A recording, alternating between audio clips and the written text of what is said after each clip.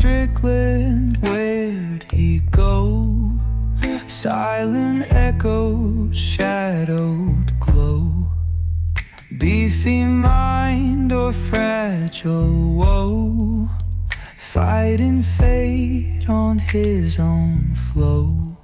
Is he a warrior or a soy boy lost at sea?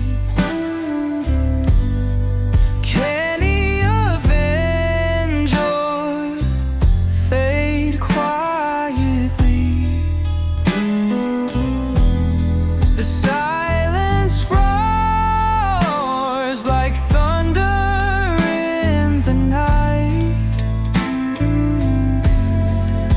Sean Strickland, where's your fight?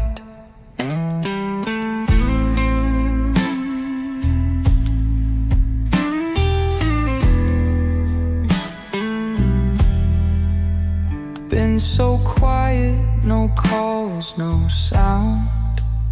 Did the battle leave him down? Alpha spirit or broken ground? Searching heroes rarely found. Is he a warrior or a soy boy lost at sea? Can he avenge or fade quietly? The silence roars like thunder in the night. Sean Strickland, where's your fight?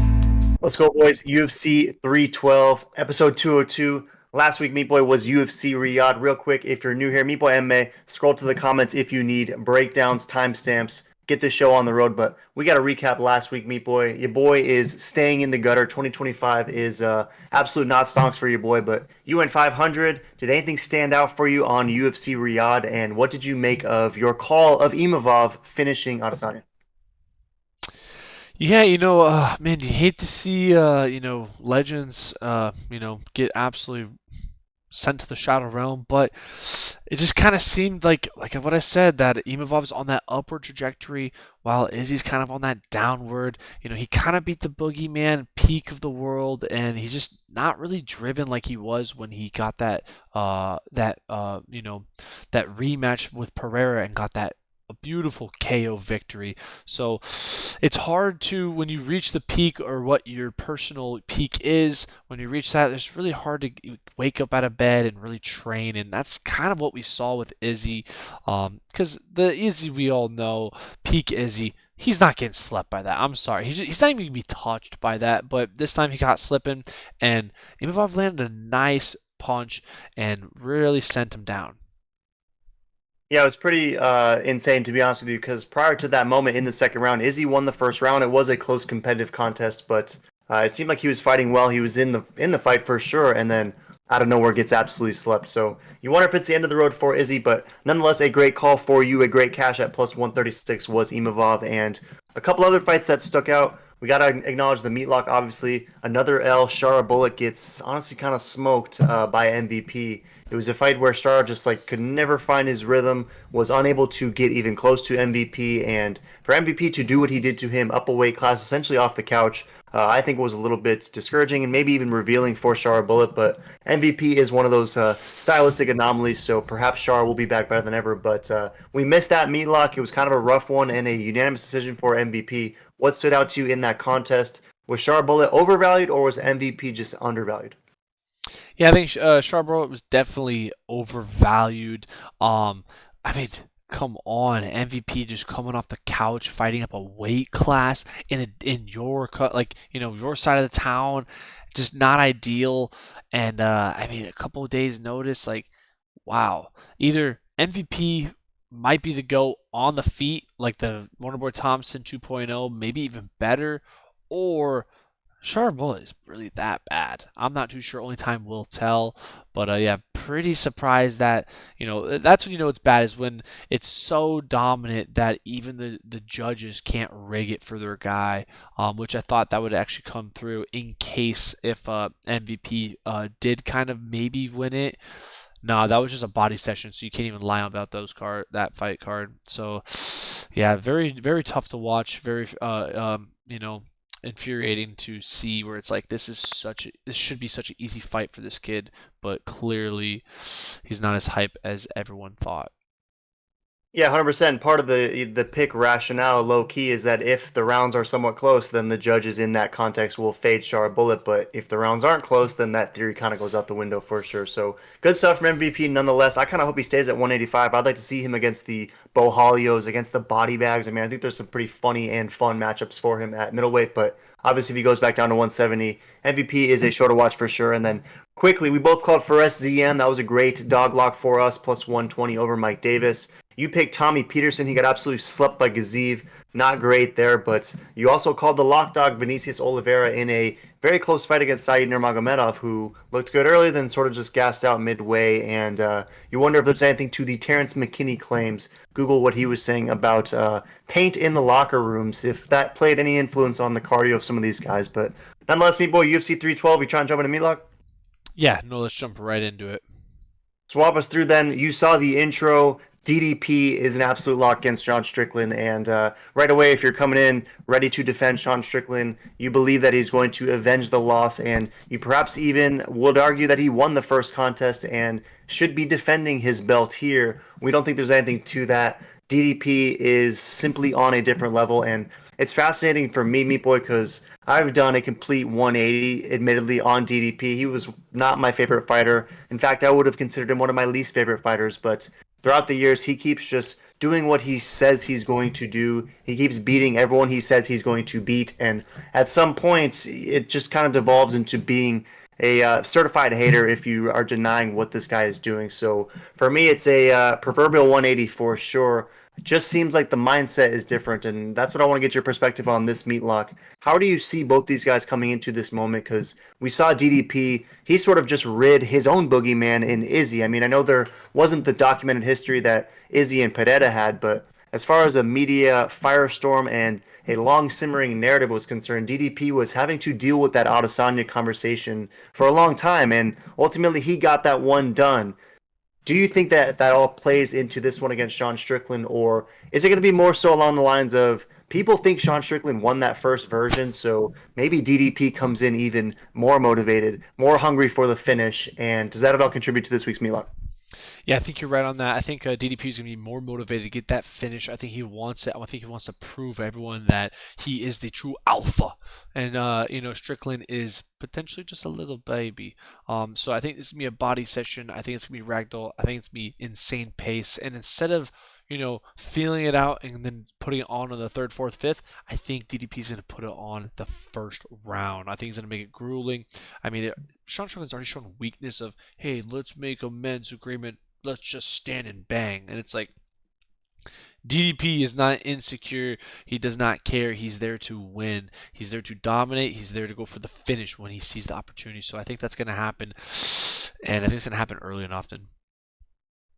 Yeah, DDP is obviously a guy who's never one to shy away from a fight, but at the same time, to agree to some arbitrary terms and limit his skill set, obviously is not in his best interest and isn't something he'd even consider for sure. But I like you're thinking of, that first time around, he did kind of slow walk those first two rounds, and then he really turned it on towards the end, and he attributed that to anticipating that Sean really wears on guys late into contests, specifically in those third and then ultimately championship fourth and fifth rounds. But he sort of took his time early and was able to sustain a pace and even thrive at a pace that I don't know if he was surprised by it, but he seemed very amped up the later that fight went. And you wonder if that was a testament to how he sort of preserved his gas tank. But in this one, you see him coming balls to the wall, going straight for a finish. And if so, how do you anticipate Sean dealing with that? I mean, I think back to that fight against Abus Magomedov, where Abus was having some success, right? Almost looks like he's about to finish Sean, but then he gasses out. So is Drickus just going to maybe deploy that same sort of attack, but be able to sustain that actually for multiple rounds as opposed to gassing out after 4 minutes? Yeah, No, I think he is going to be able to sustain that the whole time. I think it's going to be a long, rude awakening for Strickland. I think Strickland, once you add the grappling, it just seems that Strickland's cardio fades. If it goes to stand up, I mean, his cardio is insane when it's standing up, but DDP does such a good job by taking to the ground, standing up, throwing these weird, unconventional punches. He's so bad, he is good. And I think it's going to be just another classic DDP outcome and performance. Yeah, for sure. And we'll see how the fight materializes. I hope that it goes a little bit longer than just those early moments. But if DDP goes out there and simply starches, overwhelms Strickland, then that would be honestly insane and would be good for him for sure. But we're keeping it simple. Firstly, 76% Tapology rolling with DDP, 24% going with Sean. And it sort of reflects the changing odds that this fight features versus the first iteration. I mean, Dricus is a minus 205, basically 2-1 favor against plus 170 Strickland, and those odds were basically flipped the first time around. It might have closed a little bit more narrow than that, but Sean was definitely the favorite, but not this time around. We're keeping it simple, however, throwing down 205 to net 100. Get the Meatlock simply back on track. Number 113 for episode 201 UFC 312. Are you taking officially DDP to get the early finish, under 2.5 finish perhaps? Is that the official call? Yeah, I know. I gotta go with submission. I'm thinking within the first 3 rounds. I like under the 2.5, but maybe it's in the end. I don't know. I just don't see this fight going the distance. I think DDP is going to absolutely ragdoll and make a statement that he is the true king of the division nowadays. Yeah, I like that a lot. I like third round DDP finish. Let us know in the comments if one, you agree with the meatlock, and if two, you think it's going to be by finish, like both of us are suggesting. But let's get the DDP meatlock back on track. You ready to swap us through? Yep. Let's swap through Move us, next. move us over then, because Topurdio's little brother is taking on Colby Thickness, and this is a fascinating one. Colby Thickness, 7-0, has been a long-time training partner with OGM Alexander Volkanovski, and here's essentially his opportunity to make a name for himself, Jacob Malkoun style. But he's taking on Alexandre Topuria, who is 5-1, coming in with perhaps not as much hype as the hype that is surrounding his last name. But nonetheless, he's a Topuria. His brother is the champ, arguably the best fighter in the world. So the UFC seemingly is, at least according to the odds, feeding Topuria's little brother what they think is going to be an easy light work lock. But this is an undefeated kid who has just been itching for a chance. So in this one, do you like Colby Thickness at all to preserve his undefeated record, or is this just a layup opportunity for another Topuria to start building a name for himself in this company? Yeah, no, I think this is one of those. I don't know. I think this is definitely a starting point for Taporia 2.0 to make a name for himself, to maybe show, bro, that I'm just a UFC material just like you. It should be interesting. I'm very excited to see him fight. I've never seen him fight. Just little clips here and there, but never seen a full fight. So I'm very excited. I will be paying attention to this.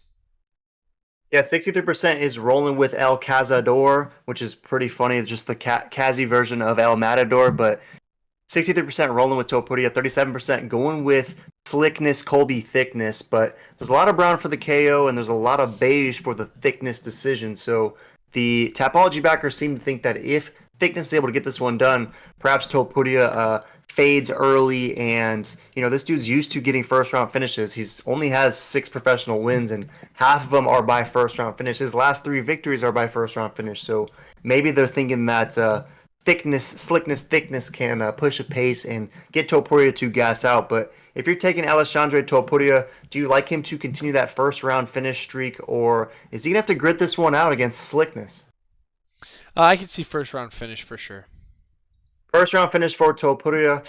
I'm torn on this one, meat boy. Something tells me that thickness is going to get this one done. And honestly, when your boy has been going 2-4, 1-5 every single week, I'm taking Colby Slickness to stay undefeated. Topuria's little brother is bad. He's 29 years old, making his debut, and I think they're trying to feed him an absolute layup can. But Thickness is going to come through in front of his hometown crowd, Steve Urseg style, and make a name for himself against this surging hypebeast who has an impressive last name, but that's about it. I got Colby Thickness all the way. Decision victory.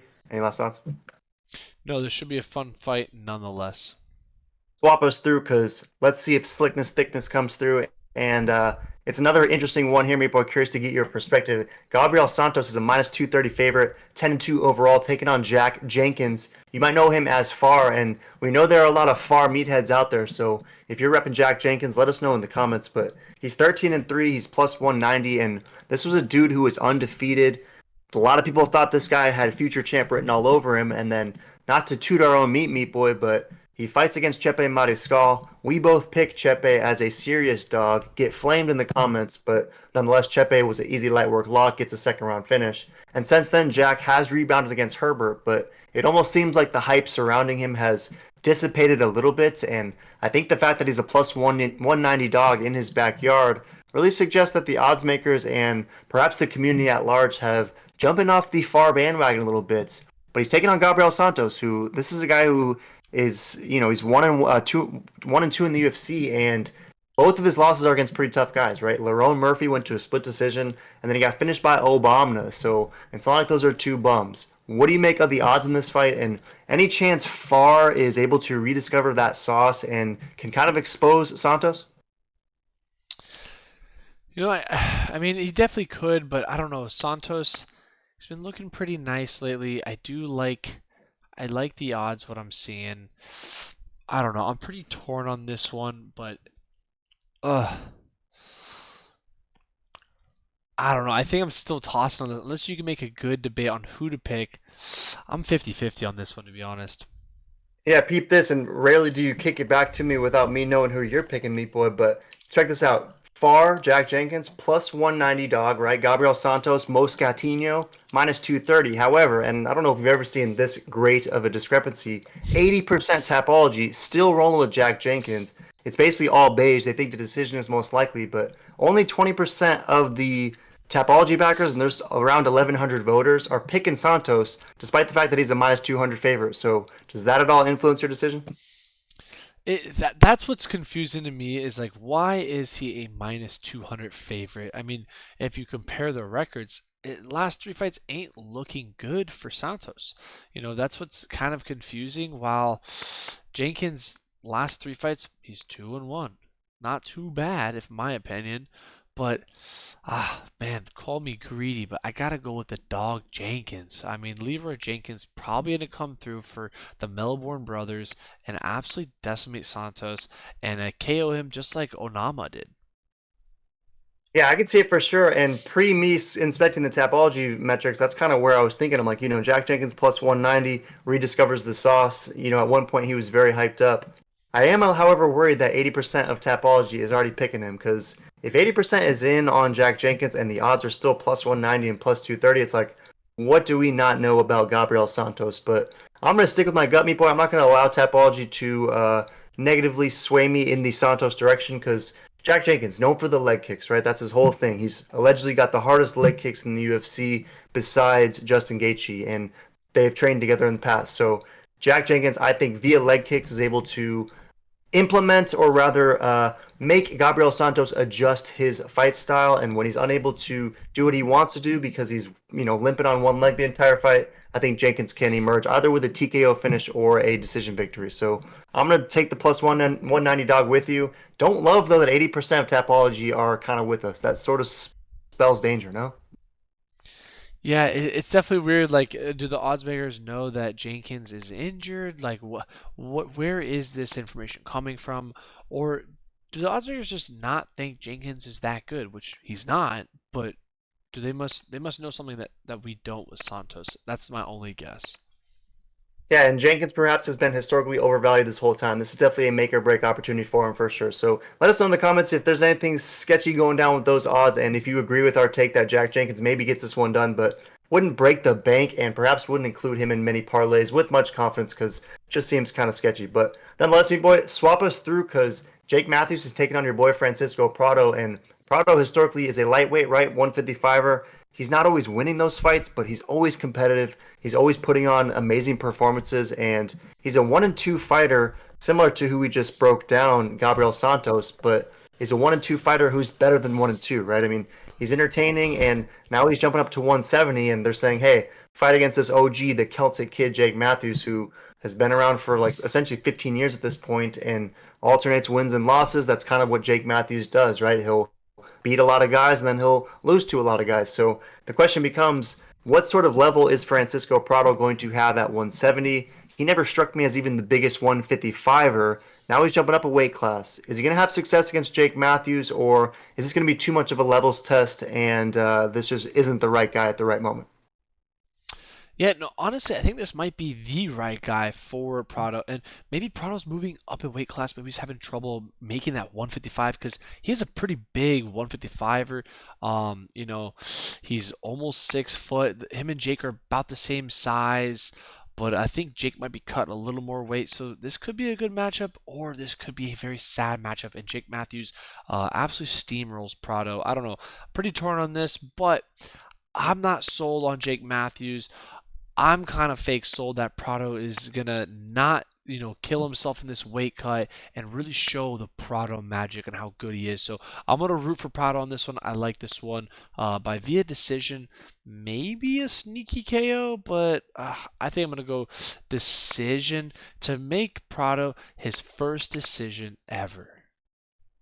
Yeah, and I mean, the dude's a clear finisher, right? His one win in the UFC was against Mr. Potato Head. Absolutely slept him in the first round. So if he goes out there and starches Jake Matthews, that would be impressive. I mean, not only up a weight class, but against a guy in Jake Matthews who I don't think he's ever been KO'd. He's been submitted a couple times, but rarely goes out there and gets absolutely flatlined, if ever. So, one time he's lost by knockout. So this is a guy who's very tough, very durable. Prado's very good though, and I'm just curious to see if his speed, if his power, if his skills translate against the bigger dudes at 170. But to your point, Prado is a little bit bigger than I guess I suggested initially. He's only going to have a 1 inch reach disadvantage and 4 inches on the reach. But how do you anticipate the grappling playing out in this one? Because obviously we know Prado is a dude who's trying to go out there, stand and bang. His boxing is tight, his striking is crisp, but when he gets tested in the grappling department, it might not go his direction. And we know Jake Matthews is a guy who is pretty well rounded, right? This is a true MMA fighter in the sense, and he's a smart MMA fighter in that. So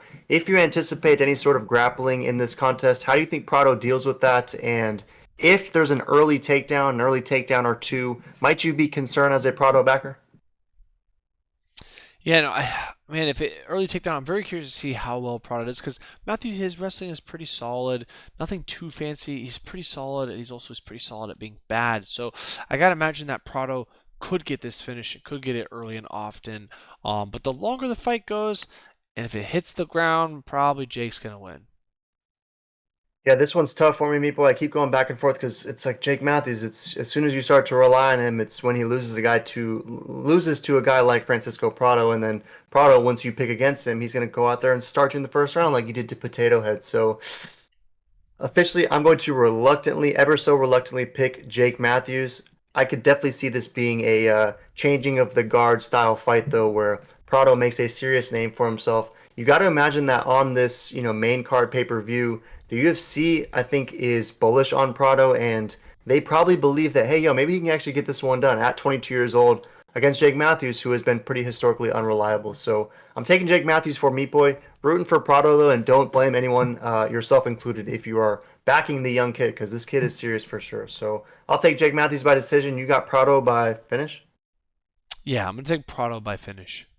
You'll begin juicy odds for sure. Let us know in the comments if you agree. Swap us through them, Meat Boy, because Rodolfo Bellato is taking on Jimmy Crute. And Jimmy Crute initially was supposed to have a different opponent for this contest, but in steps Rodolfo Bellato, who at 12-2, a similar dude to the last breakdown, where this is a guy with a lot of hype, but he comes in, fights Vitor pre-limo on Contender Series, and gets absolutely smoked. And now he, ever since then, has been on an absolute tear. 1-0 in the UFC, took out Ihor Potieria, but Ihor, you might know, is a guy who loses to everyone. So Bellato did what he needed to do against Ihor, and now he's getting Jimmy Crute, who at one point was 12-1, but hasn't won since 2020, and his best results since then was a majority YOLO draw against Alonzo Metafield when Metafield got deducted many points. So it hasn't been good for Jimmy the Brute Crute. He's taken on this surging hype beast Bellato, but in this fight, Jimmy Crute is only plus 140 despite all the recent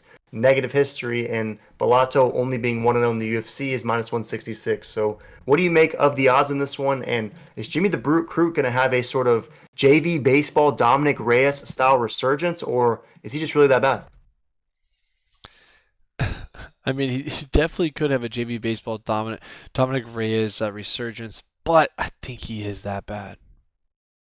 How do you anticipate this fight going down then? Because is Bellato the next Vitor Prelimo? Because Vitor Prelimo is pretty bad, and a lot of people thought that he would walk through everyone, and he even beat Bellato. So obviously, Bellaco has since then fought at a much higher level, but he's taken out, dudes that he should beat, right? Ihor Potiria, Murtaza Talha, Matuius Masaros, like some dudes in LFA that might even lose to Jimmy the Brute Crute. So any chance that this could be too much too soon? I mean, Jimmy the Brute Crute, you got to acknowledge this guy had a lot of hype at one point. He submitted Paul Craig, which not a lot of guys finished him, and Bukowskis got slept. My boy Michel Oleg Zaitchuk got submitted. I mean, Jimmy Crute looked good at one point. So, do you think Bellato is actually pretty good, or elaborate more on why you're picking him? I just think this is going to be a slugfest, and I think Bellato is going to knock him out. Jimmy Crute is very susceptible to being absolutely KO'd. Look at Jamal Hill. I mean, look at Anthony Leonard Smith. Like that, if that's just very sus to be knocked out by that character. And so I think Bellato, he's going to touch Jimmy the Brute's chin and send him to the realm. But Yimmy's definitely got a chance, but I don't know. Like I said, I'm all about momentum, and the momentum is key, and it's not looking key for the Groot, Jimmy the Crute. It's looking good for the trader though, because the trader Bellato, he's on a 4-fight streak, 2 in the UFC. Avoid the Petrino. Petrino had an upset recently, and maybe that's his kryptonite, but hopefully they'll run that back in the UFC if Petrino even stays in the UFC. And I think Bellato might be the real deal, but if he can't get through Jimmy the Crute, then yeah, he is not even close to the real deal.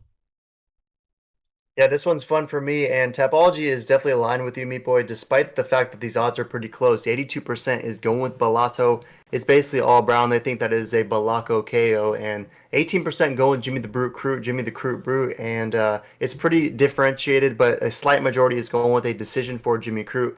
In this one, Meat Boy, I'm similar to Prelimo, not yet sold on Rodolfo Bellato, and never thought I would say this, but I'm taking Jimmy the Crute Brute to find a way to survive the first 5 minutes against Trey Tor, and ultimately I see Jimmy Crute turning a corner, using his veteran savvy and experience to dominate rounds 2 and 3. If not getting a late finish over a gassed out Bellato, I see Crute finding a way to keep rounds 2 and 3 close and eking out a hometown crowd decision that gets his career back on track. But if he goes out here and gets slept in a minute or 2 minutes, it wouldn't be the most surprising thing in the world. It would definitely be a sad thing, because Jimmy Crute at one point had a lot of hype, and I hope for his own career's sake he can have a historic moment and get it back on track. So I'm buying the story. I'm taking the slight dog, Jimmy the Crute Brute, to find a way to get a third round finish over Balaco. Any last thoughts? No, yeah, this is definitely a slobber knocker. Should be interesting, but I don't know. Bellato, I think, might edge it out on this. At some point, Meeple, you just got to switch things up. I'm going slickness, thickness. I'm taking the Crute Brute. I got to get this ship back on the right sea. So swap us through, Meat Boy. It's the meat event. It's one that's, excuse me, it's the co-meat event, but our Meat Boy meat event. And ready to, and curious to get your thoughts on it, because Weili Zhang is coming to defend her belt again, right? This is a woman who has defended 4 straight times, and she's taken on an undefeated challenger, and an undefeated challenger in Tatiana Suarez, who seems like for the longest time we've been hearing Suarez is the one. Suarez is the one. She's going to be the one that takes out Weili Zhang. She's the next champ. And for years we've heard it, and she wasn't the most active, right? From 2019, she didn't fight for another 4 years, and then she did fight twice in 2023. But we're in 2025 now, and we haven't seen her since midway through 2023. So I don't want to say another spell of inactivity has doomed Tatiana Suarez, but she hasn't always been the most active fighter, and she's taking on one of the most active champs in Weili Zhang, who has fought historically at least once, usually twice a year, ever since she's been in the UFC. So in this contest, what do you make of the odds? The fact that Tatiana Suarez, despite not having fought in nearly 2 years, and Weili Zhang, the certified defending champ who's always active. The odds are pretty close, and Weili is even a slight dog on most books. So, what do you make of the odds? Who are you taking in this co-meet, and does this one go the distance? You know, man, I want to say it probably will go distance, but I don't know why Tatsuya Suarez has been like the boogie woman. Everyone's been talking about her for years and years and years. Oh, she's the GOAT, she's a champ, she's the GOAT. But like injury, blah blah blah blah blah. We just haven't seen it yet. But every time she does perform, she looks like the potential GOAT. And we know Weili Zhang is the current GOAT of the division right now. She is no joke. And how I kind of look at it is, if Weili can stop the takedowns from Suarez, I think it's going to be a brutal night for Suarez and a rude awakening. But if Suarez gets her down, I don't know. I guess it depends, who's got the better strength and endurance and grappling at that point. But we got to imagine Suarez does, right? But Zhang's been really leveling up that grappling, so it's going to be very interesting to see. It's hard to go against the champ, but I think Suarez might pull the upset. It seems like the upset era, 2025, the new wave is in, and Suarez might be that one and might be the new champ. Yeah, great stuff. And the odds makers are sort of leaning in that direction. Tapology, though, is similar to the Izzy odds of last week. They're all bullish on Weili Zhang, right? They're not yet ready to give up that story. 67% rolling with Magnum. Only 33% is going Tatiana Suarez. But one thing I found fascinating is that it's not half, but about 35% of the Suarez backers are taking her by submission, the rest going by decision. Most of the Zhang backers are going for a Weili decision. Do you think that Suarez by submission is going to be the best pathway? And if she's unable to, let's say that maybe she gets a couple takedowns and maybe she has to fight more minutes on the feet than she wants to, but let's say Zhang is ultimately able to get out from underneath her every single time. Do you see any world where Suarez can win a decision over Magnum Weili, or is it going to be finish or bust for Tatiana Suarez? And does the fact that this is 5 rounds scare you at all if this fight goes into the championship rounds? Yeah, see, that's the thing where I'm thinking Suarez, I feel like only path to victory is going to be submission. KO would be wild, but not too out of the realm, but it's probably submission. I mean, she's undefeated. She's got a lot of submissions, a few KOs, a few decisions. Man, I think someone's getting finished in this fight, to be honest. And it does worry me that this is 5 rounds, because the longer this goes, you already know Magnum's in it. Magnum has a great gas tank. She does not stop. She's insane. Suarez, I haven't seen her do a 5 rounder in a while, if ever. I can't recall if she's ever been 5 rounds to decision. But man, it's got to be first, second round finish in my opinion. If it goes to third, fourth, fifth, I think the Zanger might get it done. But I'm banking on Suarez, future GOAT, gets it done, puts on insane pressure, ragdolls her, puts that strength on her, puts the size on her, and submits her with her grappling ability. Yeah, her grappling is next level. She's going to be bigger. Is the question? The question is going to be: is she stronger for sure? And that's what I'm very anxious to find out. And you asked the question: has she ever gone 5 rounds? She's only been to one third round. She's never even been scheduled for a 5 round fight. The one fight she did go to the third round was, lo and behold, her one TKO victory when she absolutely brutalized Carla Esparza on the ground. So historically, she's an early finisher, submission variety most likely, and we haven't really seen her have to dig deep in those late rounds. So for me, I'm with you, Meat Boy. I'm going to take Tatiana Suarez by finish. I think, though, it has to be early, and if you go and hedge maybe a Weili Zhang TKO or submission in the fourth round and a Weili Zhang TKO or submission in the fifth round, clench that third round, I think there might be something to that, because I don't know. I worry about what Tatiana Suarez looks like in those later moments if it does in fact get there, and I think that's when Weili will be the most dangerous. So officially, I'll go Tatiana Suarez by, let's say, second round submission. I mean, the fact that this is someone who trained with Bilal Muhammad. I mean, if you're training with Bilal Muhammad, then I got to pick you. So if it's a toss up and Bilal Muhammad is the difference maker, I'm leaning Suarez all day. Suarez by sub. You agree? Yeah, I think Suarez by sub is definitely the play.